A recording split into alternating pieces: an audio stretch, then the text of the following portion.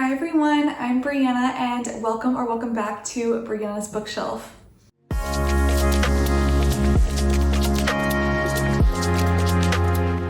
So today we're going to be doing my January reading wrap up, and because I did not read that many books in January, I thought it might be fun to throw in a little something else for y'all. So kind of random, but we're also going to be talking about some of my winter perfume favorites, which is just, kind of random, but just a little bonus I'll throw in at the end of the video in case y'all want to stick around and hear about that. But of course, we're going to start off with reading. So I finished 4 books in January and I had 1 DNF. So starting off with the DNF, that was Fairydale by Veronica Lancet. Now I had high hopes for this book as this was on my 26 books for 2026 and I'd heard some really interesting things about it, but unfortunately it just did not work out for me. I believe I got a little bit under 50% of the way through, like maybe around 40% before I quit. And it's kind of a weird book to explain. So we have multiple timelines. One is like the main timeline is in 1950. And then there's also a timeline from like the late 1700s. And our main female character, she goes to this small town called Fairydale to collect inheritance money after her estranged father passes away. And it's a super strange town. Like once she gets there, there's all sorts of weird things going on. She can't quite figure out like what is off about it. But things feel bizarre. The people act strangely, strange things happen. Right off the bat, I felt like I kind of wasn't gonna be that into it just because of the writing style, to be honest. I just was not a big fan of the writing. It did not suck me in. I just did not feel like it was well written, in my opinion. And so that made it a little bit difficult to enjoy. But again, I'd heard some interesting things and that it's just like a pretty weird book. So I was like, okay, I'll stick with it a little bit and see like where things go, where different elements come into play, and like kind of what is going on. More and more things kept getting added to the story. Again, we started having these flashbacks.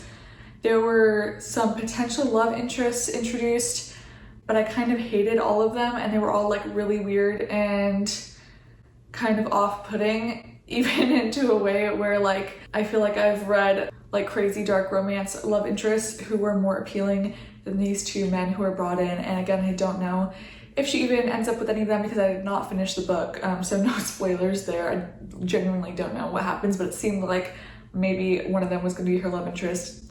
I don't know, man.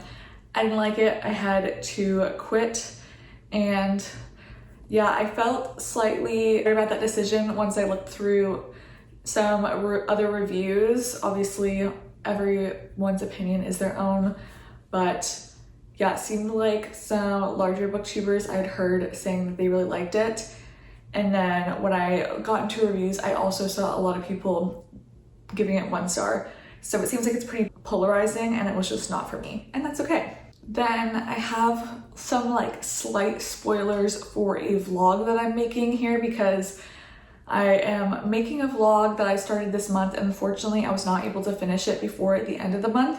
So some of the books that I've read for that vlog are going to end up in this wrap up. So I don't want to talk about them too much because I don't want to give away too many of my feelings that are going to be in that vlog that will come out next month.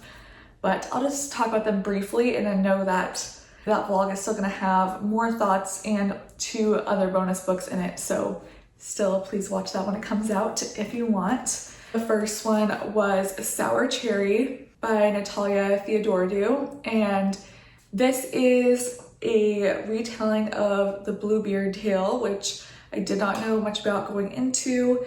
This has a very... I gave this 3 stars, by the way. I don't know if I already said that. I gave this 3 stars. It has a very fairy tale-like atmosphere, and I enjoyed a lot of the writing and the descriptions.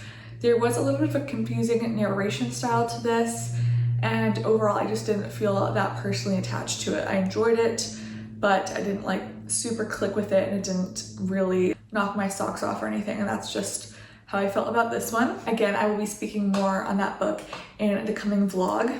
And then the second book I read this month for that vlog was When the Wolf Comes Home by Nat Cassidy, and I gave this 4 stars. I really enjoyed this. This is sort of a werewolf tale, or at least it starts out that way. It goes in some pretty bizarre, almost kind of cosmic horror type of directions, and I really enjoyed the characters and I thought it was super fun. Then also at a 4-star rating for me was How to Make a Horror Movie and Live. Is that what that's called? Let me double check. How to Make a Horror Movie and Survive by DiLouie. This was, of course, a horror book about a horror movie, which seems like it was a trend that was quite popular last year. And in this one, it's a little bit more campy than a horror movie by Paul Tremblay, which I absolutely loved. I enjoyed this too, but this was a little bit more on the campy side. We're following this director who has created a series of slasher movies, and I think this is taking place either late 70s or early 80s, I want to say. And yeah, he lives in Hollywood. He's created this series of slashers. It's become extremely successful, but unfortunately he is somewhat dissatisfied with his life because he wants to be like a very artistic director. He wants to truly horrify people, and that is not the trend that is happening with the genre. And he fears that his movies are becoming sillier and more, I guess, kind of geared towards a general audience and less scary. And so he ends up finding a camera that he thinks is haunted, or sort of cursed, I guess, cursed/haunted. And he decides that he wants to film a new movie on this camera and make it scarier than anything he has ever created before. And we have this cast of characters that are all different, like directors, producers, actors and actresses in Hollywood, and it's just super fun and campy, and I really enjoyed it. I really had a fun time with it. Yeah, not super scary, but very fun vibes. It made me laugh. I really enjoyed the main character. There's a very he has a very dark sense of humor, and it was just very enjoyable.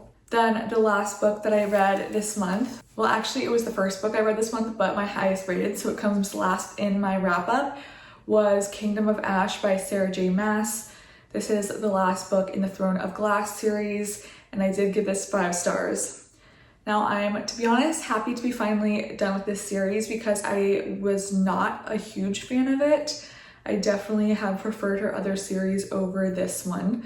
This one felt a lot longer and it did not suck me in until near the end, but I knew I wanted to keep going with it because I've heard such amazing things.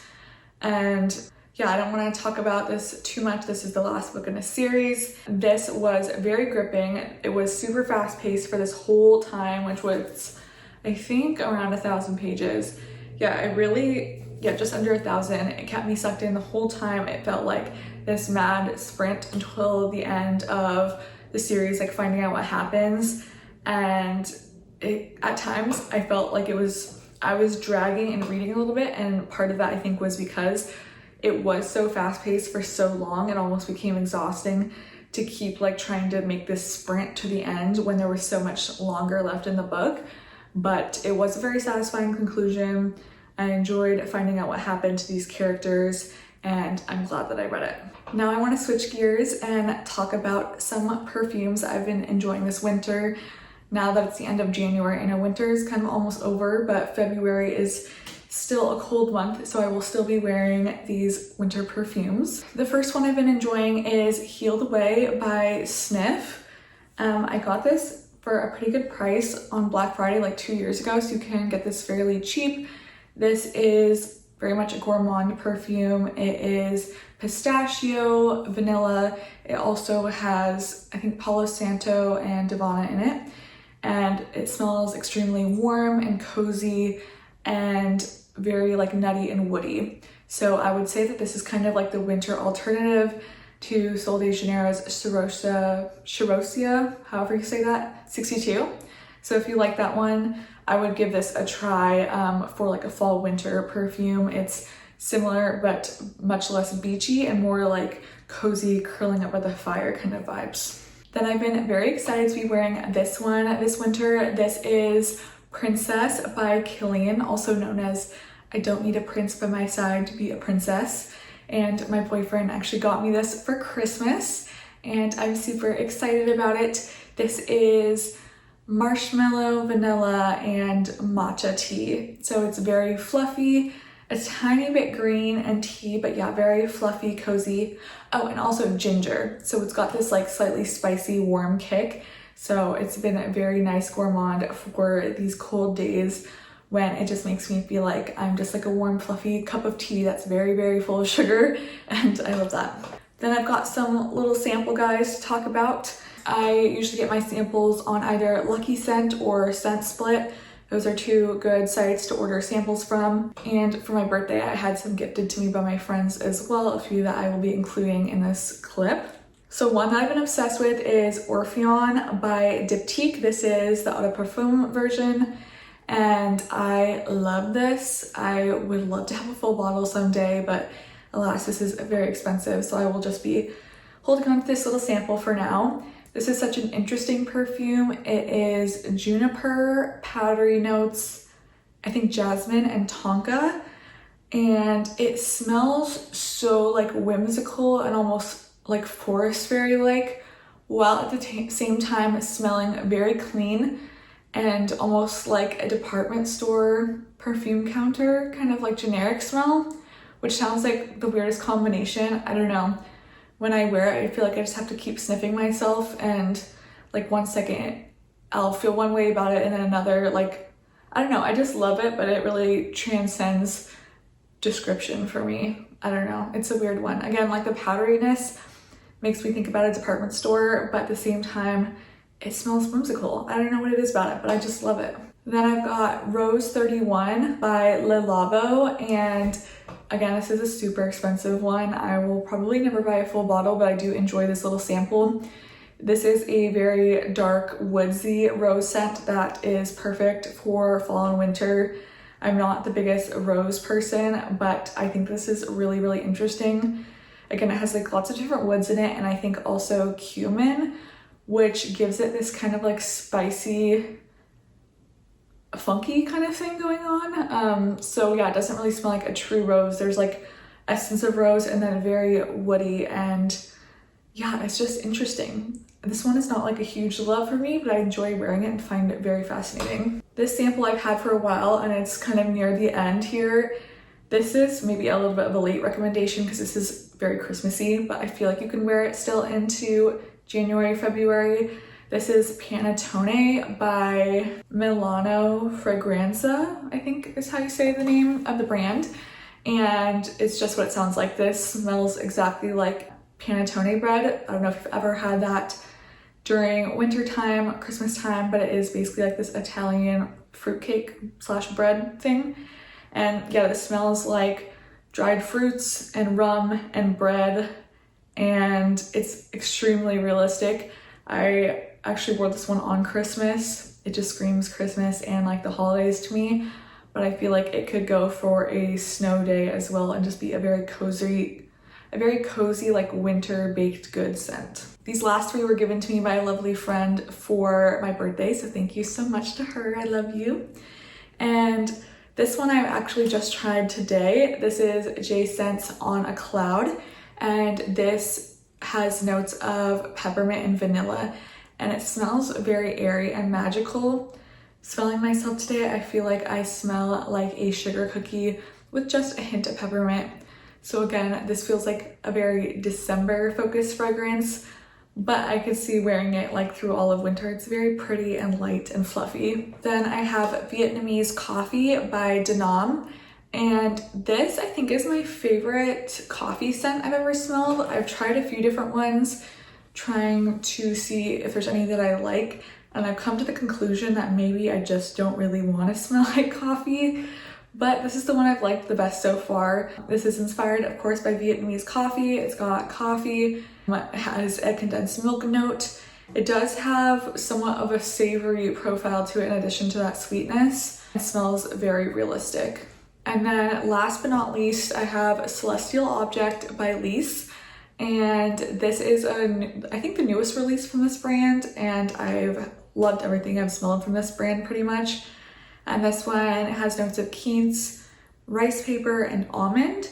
And this is an extremely interesting one. I'm really liking it. The Keens smells kind of like appley almost and is like bright and juicy at the opening, but then it quickly has like this kind of savoriness to it from the rice paper, and then it dries down to be sweet and nutty with the almond, and it's very cozy. So those are the perfumes that I've been enjoying this winter. And thank you so much everyone for watching. I will see you in February with some more exciting videos. Bye.